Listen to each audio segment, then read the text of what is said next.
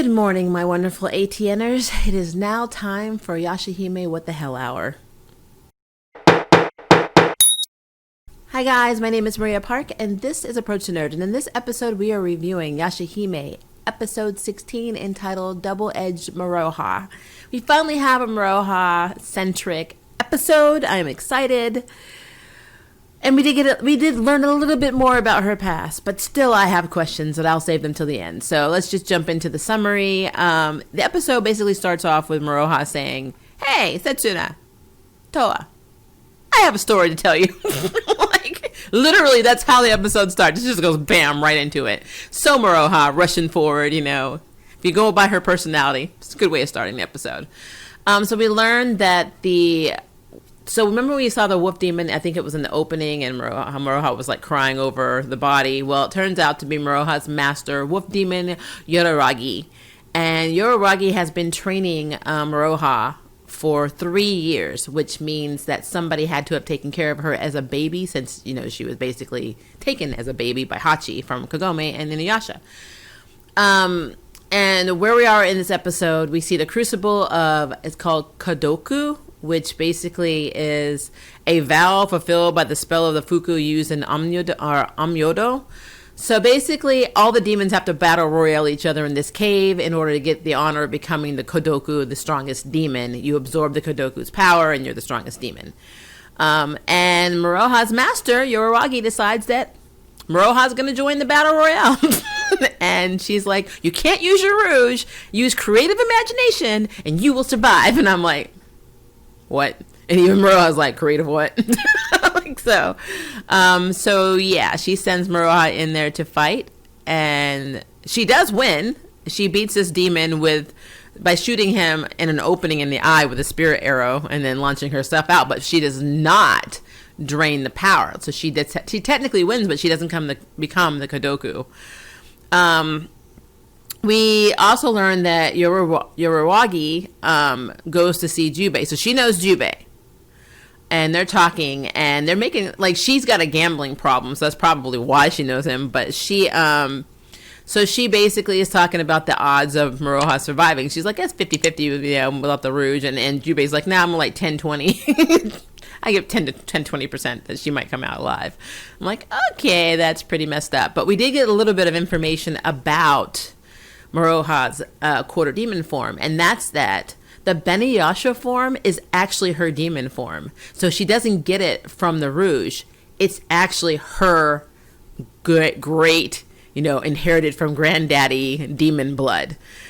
And when she is Beniyasha, she has no will, no heart, nothing. She's essentially a killing puppet. And so the reason that Yoraragi doesn't like her using the rouge, because she taught her to use the rouge to unlock her demon blood, is because of that. She just is a mindless killer. And we also learned that Kagome sealed the demon blood when Moroha was a baby. So I have a question about that in a minute too. So yeah, so it's not the rouge that makes her powerful. She actually is powerful. She's just a mindless killing machine. Not unlike her daddy.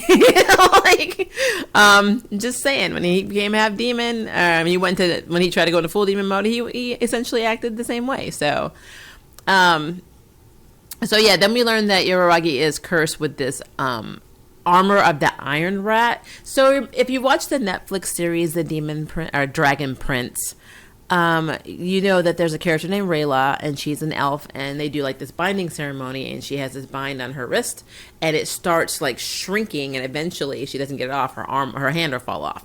Well, that's essentially what will happen to Yoraragi, but it will be her entire body. Her entire body will do that. And she got tricked into getting this armor because so there were some birds of prey, and Moroha was freaking out, so she just used the rouge, and she starts attacking these birds of prey.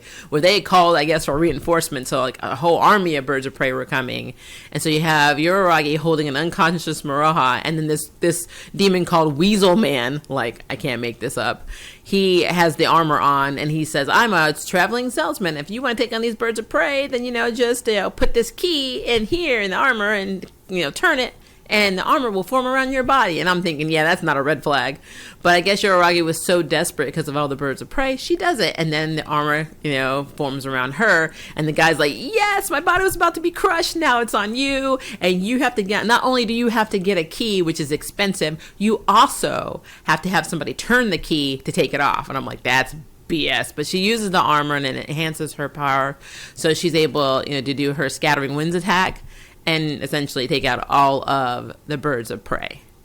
But what's interesting to me is when, so back in the flashback as well, when Maroha scratches her face, so she has a scar from her. She's got this armor. She's talking to Jubei, and she tells Jubei she's trying to desperately get it off, but she needs 12, I think they're called rules, their money system. She needs 12 rules to go find a blacksmith rat to make a key to remove it. And Jubei, once he sees that Maroha has survived, offers her 15 if she sells him Maroha and gives her sword, because initially she promised if Moroha went and did this like battle royale where she sent her in that cave to become the Kodoku, that not only would the training be over, she would get her prized possession. She'd give her the Kuri Karamaru. And she does.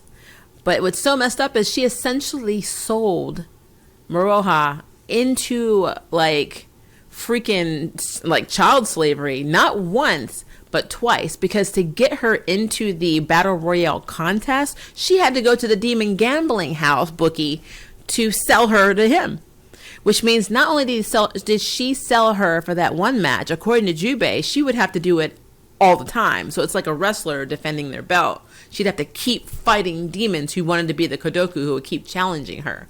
So that would be her life. Or she'd basically become Jubei's slave as a bounty hunter to pay off the 15 rules that her master just without hesitation sold her for. And it wasn't even her debt. So she has to pay off her own child enslavement money to Jubei.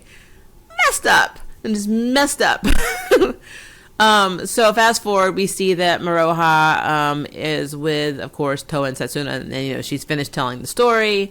And so then she's like, hello, Master Yoragi, because at the time she had been in the shadows, and she steps forward and she's like, Maroha's like, I see you still have the rat armor on. And Yoragi's like, that's because when I went to the village, all the rats were slaughtered.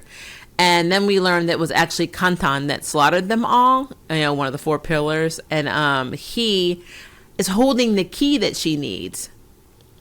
I've got a question about that too. Saving it for the end. And he basically says, I'll give you this key if you go to, get Maroha's head, because I know Maroha is the one that killed Takatsu and took his red rainbow pearl, who was also one of the 4 pillars. And so, yeah, he makes that agreement. He's like, you either agree with me now and I'll offer to give you this key, or I'll just destroy the key now and then you're just going to die. And so she takes the offer. So Maroha accepts the challenge, and initially none of her attacks work. And then Yoragi starts literally instructing her, because at the time Toa and Setsuna are like wanting to fight, and of course Moroha's like, don't get involved, this is between me and my master, blah blah blah. And Toa's like, nah, I'm not gonna stand here. So I do love that Toa's getting more defensive and protective of Maroha. About damn time. But yeah, I love that none of the attacks work, but like Setsuna's like, wait, she's teaching her a lesson. Like, it's so funny to me. But long story short, because Maroha was going to go use the rouge, and the master starts beating the hell out of her, saying, if you do that, you don't have a heart, you're just a mindless puppet, and you don't deserve to live. No, there's a better way. You have to find a way to win and find your strength without using the rouge. And so Maroha is like, okay. And she has the flashback to the birds of prey scene I told you about, and then she decides to just use her own strength to beat her master, which she does, because she basically uses her Crimson Dragon Backlash Wave attack, which she apparently had never known how to do until that moment. And Yoragi was using her Scattering Winds, and of course the Backlash attack is stronger. And Yoragi had planned that, because what she wanted to do was she hopped behind Katan and was holding him in place to get hit by the attack. But he used the blue rainbow pearl to teleport away, leaving her to be hit by the full force of the attack. And then he destroys the key and escapes, which is effed up. And then Yoragi tells Maroha how proud she is, and then, if that's the last attack, if you learning that attack is the last thing, I feel like I have no regrets and I can die. And then she just dies. She literally just dies. Yoragi is dead. So, loss of a really good character, actually, very, very quickly. And then Maroha cries and screams, and then she talks about being incomplete.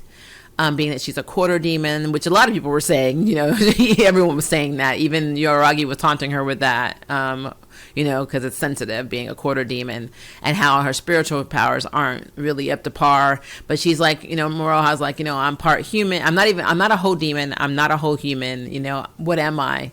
I'm incomplete. And then Setsuna is like, well, you can live whatever way you want. And Toa's like, you're not alone. You have us. And so they have like this little bonding moment, which is really cute. And Moroha's like, yeah, I do have you two now. And they kind of walk off. Pretty good episode. Still have questions. I have questions. Number one, how did Yoragi... Well, first of all, let's start here. How did Katan know that Yoragi would be at the rat village after he slaughtered them? And how the hell did he know which key to use? Questions. Number two, who raised Maroha? Was it Koga and Ayame? Somebody had to feed her, take care of her when the babies can't take care of themselves. Who raised her? If Yoragi only had her for 3 years and was entrusted by the chief of the Wolf Demon clan, who took care of her up to that point? Number three, what is Jubei's endgame? He is shady as fuck. Shady AF. He literally works for everybody. I know he's working with Riku, and he is orchestrating all this stuff for Riku, and more than likely the reason Katan knows or did know about the rat village and Yoragi going there is because maybe Jubei told him, because Riku told him to tell him that, because he doesn't have loyalty he seems loyal to Riku, which means something, and I don't know why.